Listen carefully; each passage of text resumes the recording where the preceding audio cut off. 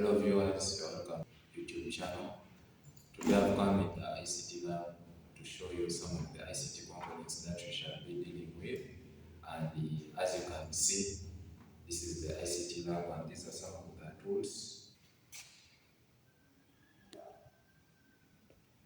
We are beginning with one, the projector. It's an output device whereby if someone wants to project or to display to a big coverage, you can use the projector. And these ones are power cables, of which these ones produce a medium of connection, whereby if a user wants to use a computer, you just see connect one end to the socket or the extension cable, or if you have the UPS, when I talk about the UPS, is the uninterruptible power supply. So from there you can connect to the other end of the system unit. Here I have the mouse. The mouse, it gives a user direction when he or she is using the computer. It has an arrow icon whereby the moment a user rotates it or moves the mouse, it displays on the screen or the monitor of the machine. And also we have this cable. This cable is two-sided. It's called the VGA cable. In other words, the video graphics cable. It's used for, it is used as a medium of transferring information from the system unit to the monitor. In other words, the monitor is the one which displays, and if you are not using a monitor, you can use the projector. So, this is the system unit itself. As you can see these are the ports that it has on the side, and this is the front. The system units do vary based on the new technologies. These are one of the oldest ones, though this time we have the smaller ones called the mini PCs. So this is one of the old ones of which I'll use it, and it's popular. So if I'm to be explaining more about it, someone can really understand. So just before I go into another ICT tool or ICT gadget, let me talk about this. This is the front interface or the face of the system unit, whereby it has the power button and it has two ports here. One is for audio, whereby it has this headset icon. This is whereby a user connects in the headset, and this one in the left is the microphone port, whereby if someone wants to input some sound or voice inside the machine to be projected out or to be outputted by a speaker, you connect here the microphone and use. These ones are USB cables, where USB ports, whereby you can connect the mouse, you can connect the keyboard, you can connect the printer, though the printer has a USB-B port. USB-B simply, the USB, the other B comes in just to describe the nature of its port on one end, but the other end is for the USB. USB simply means the universal serial bus. So, at the back end of the system unit, we do have these ports. So, this is the power port, whereby a power cable is connected to it, of which the power cable comes from the power source, and it comes through the power cable, and you connect the power cable here. And this one is the microphone port, whereby if you want to connect a microphone, you connect it via here. And this one is the speaker port. If you want to project your sound out via the speakers, you connect it here, or you can connect it through the amplifier or the woofer, and it is projected out in a loud voice. These ones are These ones are USB ports whereby you can connect the devices like the flash, the keyboard, the monitor, and so on. This is also still the USB port. This one is the Ethernet port. From this Ethernet port, you connect the Ethernet cable inside here, and it's responsible for the network. So, so this is the router that we use to provide us with the internet. As you are seeing, it has these antennas. These ones are just for attracting signals or casting out signals, and it belongs to this ISP MTN. The ISP simply means the internet service provider. So I told you about the Ethernet cable, of which the Ethernet port is this one, as you see it. Their port looks alike. This one, the yellow one on the router. So you get the Ethernet cable, you connect one end to the router and the other end to the system unit. And to the system unit, particularly this port. And by that, the computer will be provided with the internet. This one is the VGA port. The VGA port is responsible for the graphics. In other words, it's gonna you put the VGA port here and you connect the other end to the monitor. So this one is called the serial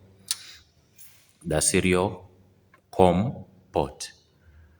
Serial COM simply means communication. So as for it, you can connect it to other external devices like the printer, the scanner, and so on. This one is what you call the parallel port, and the parallel port in most cases it shows here an icon of a printer. So as for it, you connect it to the printers, the scanners also for their functions. So here we have the eSATA port. eSATA simply means external SATA port. So SATA itself means serial advanced technology attachments. So from here you can connect other external devices like the hard disk or the hard drives. Here we have the DP port. The DP port, its use is to connect to the projection so that the information from the system unit can be shown in the monitor. So these ends are closed, but there are terminals there whereby you attach the expansion slots. The expansion slots can contain cards like the NIC card. That the NIC simply means the network interface card. So other system units have some port called the div port. The div port, let me show you, it's on this monitor. So this is what we call the div port. Div port simply means the digital visual interface. In other words, the digital visual interface port. And it works the same as the HDMI or the VGA cable. As for it, it transfers information for display from the system unit to the monitor. HDMI, as I told you at first, HDMI simply means the high definition multimedia interface, and its port is here also. So the HDMI port looks like this. This is what we call the HDMI port. All those ports that I've showed you, they're the ones which you use for connecting the peripheral devices. which I said peripheral devices are devices that are connected to the computer, and in this case, the system unit via ports, which I've shown you the ports that are on the system unit. When I talk about ports, I mean the ports of PORTS. So those are the ports that I'm meaning. This is the brief overview of the system unit and the outlook and now I put this. The outlook of the system unit. The system unit is covered by this metallic casing, which is called the system unit case. So, majority of students are usually confused of what a system unit is and what a CPU is. This is not a CPU. This is what we call the system unit. And the CPU itself is just some small gadget which is found inside the system unit, as I will show you more about it when I open it. So, this is an overview of the system unit. Another one, we are having this output device called the monitor. So, the monitor, and it's an output device whereby it displays information from the system unit. So the monitor has the connection points whereby the connection points are under it here. I don't know if you can zoom. Let me just see. Yeah, it has the connection points. Can you see very well? So this one is for the VGA, and this one is for the USB-B. This one is for power. So, in case one wants to connect it to electricity, as you are going to see, the power goes here, and for this case, the commonly used cable is the VGA for displays. Right. Finally, we have this gadget called the keyboard. As you can see, the keyboard, it is having many keys. When I say keys, it is in terms of alphanumerics. Alphanumeric is a composition of alphabeticals, that is A, B, C up to Z, and also numerics, that is from 1 to 0.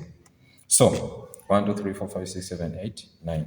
And it has the arrow keys. These ones will help a user to do something when he or she is operating the machine.